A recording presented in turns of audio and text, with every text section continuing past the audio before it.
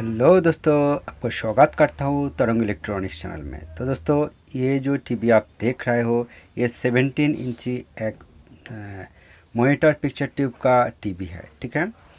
और ये टीवी का अंदर में ऑडियो वीडियो सिग्नल दे के ही रखा है। और इसका फॉल्ट क्या है, चलिए मैं आपको सप्लाई दे के दिखाता हूँ। तो दोस्तों, ये बहुत ही एक इम्पॉर्टेंट वीडियो है, आप शुरू से लास्ट तक देखिए। तो दोस्तों देखिए, टीवी का मैं सप्लाई दे दिया। सप्लाई देने का बाद देखिए, ये टीवी का अंदर जो ओएसडी जो लिखा ये दिखा जाता है बिल्कुल ओके। इसका मतलब इसका लाइट ओके है। बट लगता है कि ये ब्लैक स्क्रीन का है, लेकिन दोस्तों ये ब्लैक स्क्रीन का नहीं है, ये ब्लू स्क्रीन का है। तो इसी टाइम वीडियो लाइन दे के आपको दिखाता हूँ। देखिए, वीडियो लाइन दे दिया और पहले से मैं कनेक्ट करके रखा है टीवी के अंदर। तो उसका बाद इसीलिए हल्का सा लाइट दिखा जाता है, बट पिक्चर नहीं आ रहा है। क्लियर हो गया। और दोस्तों देखिए, बहुत हल्का सा लाइट जैसा मतलब रेड टाइप लाइट दिखा जाता है, पिक्चर कुछ भी नहीं है। और इसका ओएसडी बिल्कुल ओके है। तो दोस्तों, ये क्या फॉल्ट है? तो लगता है कि ये एवीएल लाइन का फॉल्ट है। तो चलिए, ये टीवी को बैक कवर ओपन करने के बाद सब कुछ पता चल जाएगा, ठीक है दोस्तों।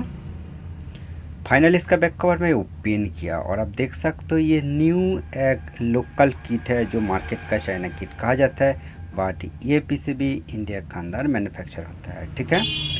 तो ये पीसीबी अच्छा करके काम करने के लिए इसका जो वायरिंग होता है ये सब कुछ ओपन करना पड़ेगा। तो इसीलिए ऑडियो आउटपुट सेंसर पैनल सब कुछ कनेक्शन ओपन कर देता हूँ।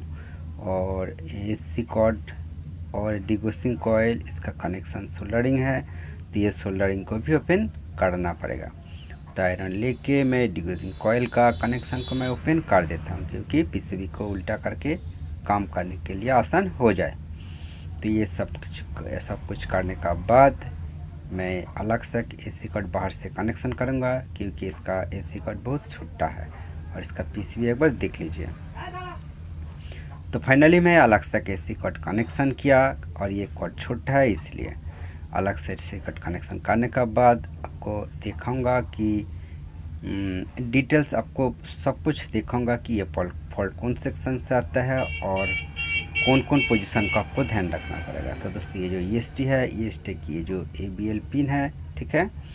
तो ये जो फिलामेंट सप्लाई है, ये पॉइंट से बेसबोर्ड पर जाता है। और ये फिलामेंट सप्लाई का पास देखिए और एक रेजिस्टेंस है, और ये रेजिस्टेंस का जो लाइन जाता है बीच में एक पीएफ दिखा जाता है, ठीक है। ये जो पीएफ है, और पीएफ का पास ये पॉइंट से एक डायोड दिखा जाता है। अधिकतर ये पास फॉल्ट होने का बाद भी इस तरह फॉल्ट हो सकता है। और ये जो लाइन जाता है, ये लाइन को अच्छा करके देखना पड़ेगा। बीच में एक रेजिस्टेंस देखने को मिलेगा जो आईसी का एक पिन का साथ कनेक्शन है।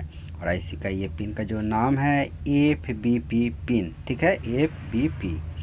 तो ये पिन फॉल्ट होने का बाद भी इस तरह फॉल्ट हो सकता है। तो ये सब वोल्टेज चेक करना पड़ेगा। तो दोस्तों, और इसका जो वीडियो लाइन इनपुट होता है देखिए ये पॉइंट से, और ये पॉइंट का बीच में इधर एक जम्पर है, और उसका बाद एक रेजिस्टेंस है, और उसका बाद एक कैपेसिटर देखा जाता है। ये कैपेसिटर फॉल्ट होने का बाद भी इस तरह फॉल्ट हो सकता है, इसलिए ये लाइन को भी अच्छा करके देखना पड़ेगा जो आईसी का साथ ये कैपेसिटर कनेक्शन है, ठीक है। तो ये सब देखने का बात नहीं होगा, तो आपको और जो देखना पड़ेगा, आपको स्टेप बाय स्टेप सब कुछ फर्स्ट समझाऊंगा, और उसका बाद इसका क्या फॉल्ट है आपको दिखाऊंगा। तो दोस्तों, आपको एक बात ध्यान रखना पड़ेगा। तो कभी कभी पिक्चर ओके आ जाता है, तो इसी टाइम दोस्तों आप देखिए इसका पिक्चर ऑलरेडी आ गया सप्लाई देने का साथ साथ, बट कभी कभी इसका पिक्चर साथ साथ नहीं आता है। यही इसका मेन फॉल्ट है। आपको ये जो फॉल्ट का सिम्टम ये आपको ध्यान रखना पड़ेगा। और देखिए, अभी इसी टाइम ब्लू स्क्रीन आ गया, और वीडियो कॉर्ड को मैं ओपन किया, और इस तरह आपको टच करके देखना पड़ेगा। ऑडियो कॉर्ड में कनेक्शन करके रखा है पीसीबी के साथ। देखिए वीडियो आ जाता है, ये वीडियो इन पिन पर, और उसका बाद बीच में जो रेजिस्टेंस है, रेजिस्टेंस का बाद जो कैपेसिटर पॉइंट, उसका इन पिन पर भी टच करके इस तरह देखना पड़ेगा। और उसका कैपेसिटर का आउटपुट जो पॉइंट है जो आईसी पिन का साथ कनेक्शन है। तो दोस्तों, सभी पॉइंट पर वोल्टेज ओके दिखा जाता है, बट आईसी का पिन पर वीडियो सिग्नल टच करने के बाद बहुत पीसीबी के अंदर वीडियो नहीं आता है। तो इसीलिए कैपेसिटर का इनपुट पर आपको टच करके देखना पड़ेगा। ठीक है दोस्तों, तो ये लाइन लगता है ओके है। और क्या चेक करना पड़ेगा, तो दोस्तों उसका बाद आपको दिखाना चाहता हूँ कि मैं अच्छा करके आईसी को चेक करने का बाद और सोल्डरिंग करने का समय देखा कि ये जो पिन थोड़ा सा अच्छा तरह से कनेक्शन नहीं हो रहा है, ये थोड़ा बाहर चला आया। हो सकता है ये पिन लूज कॉन्टैक्ट हो सकता है। तो ये पिन कौन सा पिन है ये भी अच्छा करके देखना पड़ेगा। चलिए मैं पीसीबी उल्टा करके आपको सब कुछ दिखाने के लिए मैं कोशिश करूँगा। तो दोस्तों देखिए, ये जो पिन है लगता है कि ये 8 वोल्ट सप्लाई का पिन है, जो स्टैंड बाई ऑन होने के बाद 8 वोल्ट रेगुलेटर से आता है, ये लाइन का पिन है।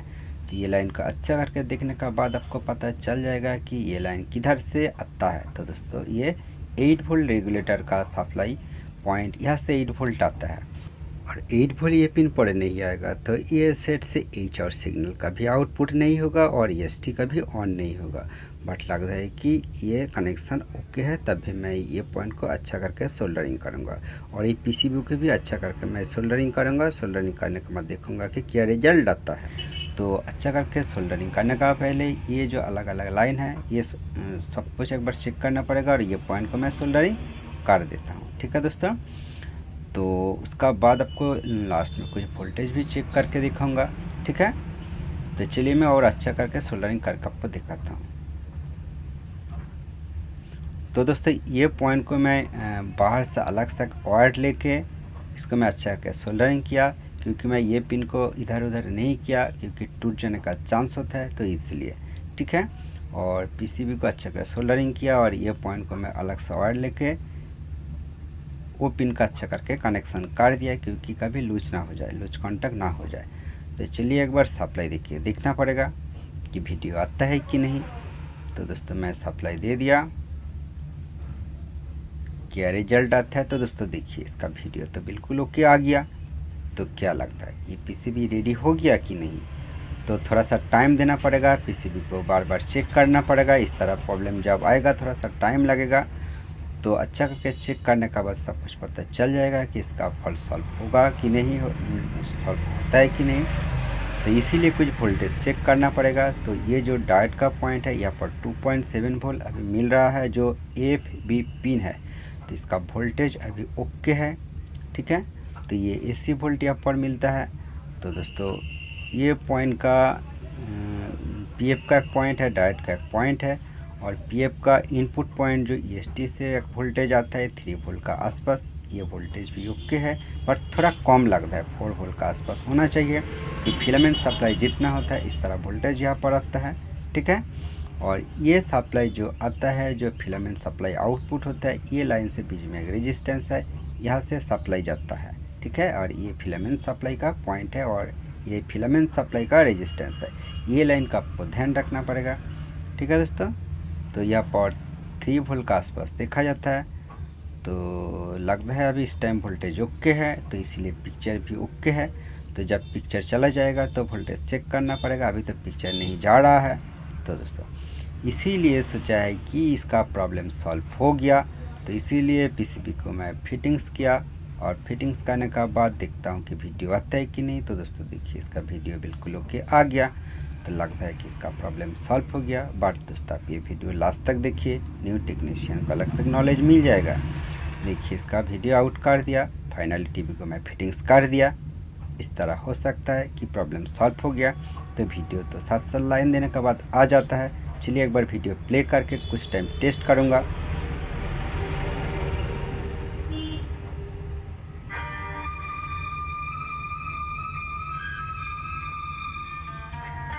तो दोस्तों देखिए कुछ टाइम टेस्ट करने के बाद देखिए उसका वीडियो चला गया, बट इसका ऑडियो ओके है। तो क्या करना पड़ेगा अभी, इसीलिए मैं ये पीसीबी का जो मेन प्रोसेसर है इसे, ये प्रोसेसर इसी को चेंज कर दिया। चेंज करने का बाद इसका प्रॉब्लम सॉल्व हो गया। तो दोस्तों कॉपीराइट स्ट्राइक ना आ जाए इसलिए मैं ऑडियो को म्यूट कर दिया और इसका ऑडियो वीडियो बिल्कुल सब कुछ ओके चल रहा है। मैं बहुत लॉन्ग टाइम टेस्ट करके देखा, बार बार ऑन ऑफ करके भी देखा। मेन आईसी का ये फॉल्ट है, ये मेन प्रोसेसर आईसी 88 का आईसी है।